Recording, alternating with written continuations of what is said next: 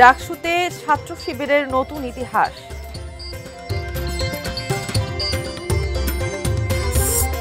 ৩৩ বছর পর ডাকসু নির্বাচনকাল।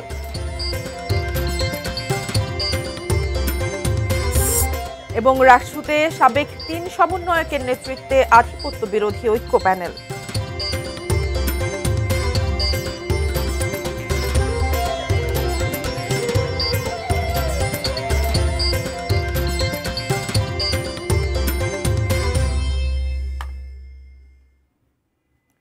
এটি নিউজ দেখছেন।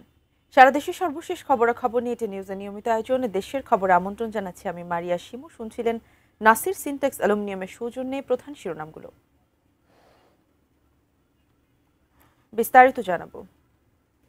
ঢাকা বিশ্ববিদ্যালয় কেন্দ্রীয় ছাত্র সংসদ ডাকসু নির্বাচনে নিরঙ্কুশ জয় পেয়েছে ইসলামী ছাত্র শিবির সমর্থিত প্যানেল ঐক্যবদ্ধ শিক্ষার্থী জোটের প্রার্থীরা।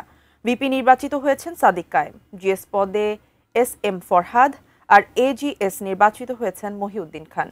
প্রতিদ্বন্দ্বিতার আভাস থাকলেও চূড়ান্ত ফলাফলে দেখা যায় ছাত্র শিবিরের প্রার্থীদের বিরুদ্ধে সেভাবে দাঁড়াতেই পারেননি জাতীয়তাবাদী ছাত্রদল সমর্থিত প্যানেলের প্রার্থীরা। মঙ্গলবার ভোটের পর রাতের মধ্যেই ডাকসু নির্বাচনের চূড়ান্ত ফলাফল প্রকাশ করা সম্ভব হয়নি। প্রার্থী, ভোটার, আয়োজক, এমনকি যারা ভোটার নন তেমন নাগরিকের উত্তেজনায় ঠাসা অপেক্ষা ফুরায় বুধবার সকাল ৮টার পর। ঢাকা বিশ্ববিদ্যালয়ের সিনেট ভবনে ঘোষণা করা হয় আগামী ১ বছরের জন্য দায়িত্ব পাওয়া ডাকসুর কাণ্ডারিদের নাম, যেখানে ভিপি, জিএস ও AGS প্রত্যেকটি পদেই বিজয়ী ইসলামী ছাত্র শিবির সমর্থিত প্যানেল ঐক্যবদ্ধ শিক্ষার্থী জোটের প্রার্থীরা। ভিপি নির্বাচিত হয়েছেন আবু সাদিক কায়েম, জিএস SM ফরহাদ আর AGS মোহাম্মদ মহিউদ্দিন খান।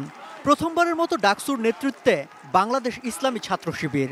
মোহাম্মদ আবিদুল ইসলাম খান সহসভাপতি, প্রাপ্ত ভোট ৫৭০৮।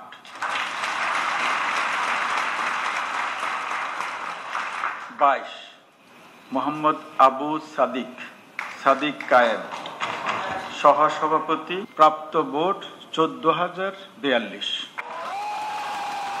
ভিপি পদে ঐক্যবদ্ধ শিক্ষার্থী জোটের সাদিক কায়েমের নিকটতম প্রতিদ্বন্দ্বী জাতীয়তাবাদী ছাত্র দলের মোহাম্মদ আবিদুল ইসলাম খান। যদিও কয়েকটি হলের ফলাফল প্রকাশের পরই অনিয়মের অভিযোগ তুলে ফেসবুকে পোস্ট দিয়ে ফলাফল প্রত্যাখ্যানের ঘোষণা দেন আবিদ। সাদিক কায়েম এবং আবিদের প্রাপ্ত ভোটের ব্যবধান ৮৩৩৪। ডাকসু নির্বাচনে ঢাকা বিশ্ববিদ্যালয়ের শিক্ষার্থীরা সাদিক কায়েম, SM ফরহাদ, মহিউদ্দিন খান সহ ঐক্যবদ্ধ শিক্ষার্থী জোটের আমাদের প্যানেলের উপর যে আমানত রেখেছে, আমরা সেই আমানতের যথাযথ হক আদায় করব ইনশাআল্লাহ। প্রচারের মাঠে আলোচনায় থাকলেও স্বতন্ত্র শিক্ষার্থী ঐক্য প্যানেলের প্রার্থী উমামা ফাতেমা এবং স্বতন্ত্র প্রার্থী শামীম হোসেনের প্রাপ্ত ভোটও বেশ কম। যদিও মাঝরাতেই উমামা ফাতেমা নির্বাচন বয়কটের ডাক দেন। জিএস পদে ইসলামী ছাত্র শিবিরের SM ফরহাদকে টেক্কা দিতে পারেননি ছাত্রদল সমর্থিত প্রার্থী শেখ তানবীর বাড়ি হামিমও। ফরহাদের পাওয়া ১০,৭৯৪ ভোটের কাছে পিছিয়ে পড়লেও ক্যাম্পাসের শিক্ষার্থী, সহপাঠী, সহযোদ্ধাদের রায়কে হামিম সম্মান জানিয়েছেন ফেসবুক পোস্টে। অন্যদিকে আরেক আলোচিত প্রার্থী প্রতিরোধ পর্ষদ প্যানেলের মেঘমল্লার বসুর প্রতিরোধও গুড়িয়ে গেছে ছাত্র শিবিরের প্রাপ্তিতে। তিনি পেয়েছেন ৪,৯৪৯ ভোট। AGS পদে ছাত্র শিবিরের প্যানেলের প্রার্থী মোহাম্মদ মহিউদ্দিন খানকেও কঠিন প্রতিদ্বন্দ্বিতায় পড়তে হয়নি। ১১,৭৭২ ভোট পেয়ে তিনি হারান ছাত্রদলের প্রার্থী তানভীর আল হাদি মায়েতকে। সম্রাট আনোয়ার, এটি নিউজ, ঢাকা। জাহাঙ্গীরনগর বিশ্ববিদ্যালয় কেন্দ্রীয় শিক্ষার্থী সংসদ ডাকসু নির্বাচনকাল। ৩৩ বছর পর অনুষ্ঠিত হতে যাচ্ছে এই নির্বাচন। বৃহস্পতিবার সকাল ৯টা থেকেই শুরু হবে ভোট গ্রহণ। একই সঙ্গে বিশ্ববিদ্যালয়ের ২১টি আবাসিক হলের ভোট গ্রহণও হবে। এবারে নির্বাচনে মোট ভোটার ১১,৯১৯ জন। ডাকসুর ২৫টি পদে প্রতিদ্বন্দ্বিতা করছেন ১৭৮ প্রার্থী। বিভিন্ন হলে ২২৪টি বুথ বসবে। কেন্দ্রীয় সংসদ ও হল সংসদের ব্যালট বক্স আলাদা করে চিহ্নিত থাকবে। ব্যালট পেপারে টিক চিহ্নের মাধ্যমে ভোট দেবেন শিক্ষার্থীরা। কেন্দ্রীয় সংসদে ২৫ পদে লড়ছেন ১৭৭ জন। হল সংসদে প্রতিদ্বন্দ্বিতা করছেন ৪৪৫ জন। কেন্দ্রীয় সংসদে ভিপি পদে ৯ ও জিএস পদে লড়ছেন ৮ জন। নির্বাচনে ভোটার ১১,৯১৯ জন। এবারের নির্বাচনে আলোচনায় রয়েছে প্রার্থীদের ডোপ টেস্ট। সুষ্ঠু নির্বাচনের জন্য সেনাবাহিনী ও বিজিবির সহায়তা চেয়ে জেলা প্রশাসককে চিঠি দিয়েছেন বিশ্ববিদ্যালয় প্রশাসন। আমরা আশা করছি যে নির্বাচনটি একটি সুন্দর, সুষ্ঠু ও অংশগ্রহণমূলক একটি পরিবেশে অনুষ্ঠিত হবে। আমরা গতকালকে একটি আবেদন করেছি, যেহেতু জাহাঙ্গীরনগর বিশ্ববিদ্যালয় ঢাকা সিটির বাইরে অবস্থিত এবং এখানে গ্রাম অঞ্চল আছে, হাইওয়ে সাথে কথা বলে আমরা বিজিবি এবং ব্যাটালিয়ন আনসার সদস্য মোতায়েনের জন্য আমরা অনুরোধ করেছি বিশ্ববিদ্যালয়ের পক্ষ থেকে। দর্শক, জাহাঙ্গীরনগর বিশ্ববিদ্যালয় ক্যাম্পাসে আছেন সহকর্মী মহসিন কবির। নির্বাচনের প্রস্তুতি জানতে আমরা যুক্ত হচ্ছি তার সঙ্গে। মহসিন, আমরা জানি আগামীকালে নির্বাচন এবং আজকে আসলে সেখানকার কি অবস্থা, প্রস্তুতি কেমন দেখছেন এবং সেখানকার পরিবেশ এখন কেমন?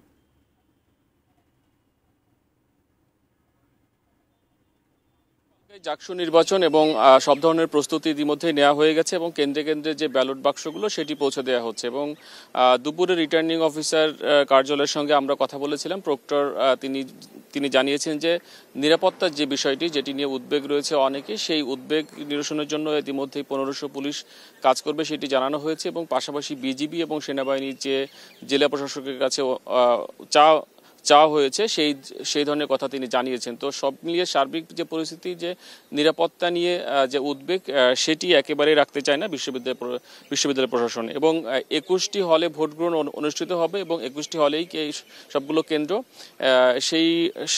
সেখানে প্রায় 12,000 শিক্ষার্থী ভোট দিবেন জাকসু নির্বাচনে। এবং জাকসু নির্বাচন জানেন যে গতকাল যে ডাকসু নির্বাচন হয়েছে, তো সেই নির্বাচন নিয়ে নানা ধরনের আলোচনা এই ক্যাম্পাসেও কিন্তু রয়েছে এবং তার ফলাফলের কিছুটা প্রভাব যে এই নির্বাচনে পড়বে না সেটিও বলা যাচ্ছে না, কারণ অনেক শিক্ষার্থী বলছেন যে ওই নির্বাচনের পর এই যে আগামীকাল যে জাকসু নির্বাচন হবে সেখানে প্রভাব কিছুটা পড়তে পারে। তবে সবকিছু মিলিয়ে যারা প্রার্থী রয়েছেন কিংবা যারা শিক্ষার্থী, তারা বলছেন যে সুষ্ঠু এবং শান্তিপূর্ণভাবে যেন ভোট গ্রহণ অনুষ্ঠিত হয়, সেই ধরনের ব্যবস্থা করার জন্য যেন প্রশাসন যেন সব ধরনের ব্যবস্থা নেয়, সেই দাবি তারা জানিয়ে যাচ্ছেন এবং সবাই আশা করছেন যে নিশ্চয়ই জাকসু নির্বাচন সুষ্ঠু এবং শান্তিপূর্ণভাবে অনুষ্ঠিত হবে। শিমু। মহসিন, অনেক ধন্যবাদ আপনাকে। আমরা পরবর্তী সংবাদে আবারও চেষ্টা করব আপনার সঙ্গে যুক্ত হতে। দর্শক, জাহাঙ্গীরনগর বিশ্ববিদ্যালয় থেকে জাকসু নির্বাচনের প্রস্তুতির সর্বশেষ জানাচ্ছিলেন সহকর্মী মহসিন কবির। দেশের খবরের সময় হলো একটি বিরতির, সঙ্গেই থাকুন।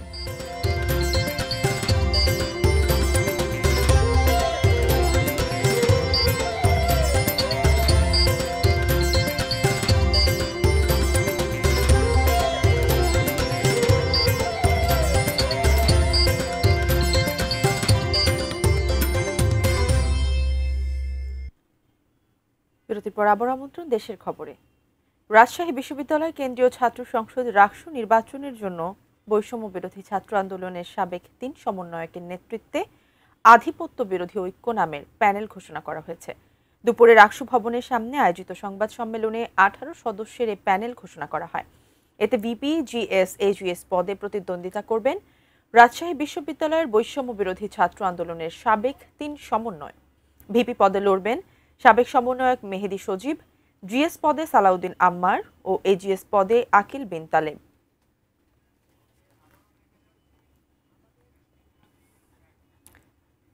আবারও নিচ্ছি একটি বিরতির, সঙ্গে থাকুন।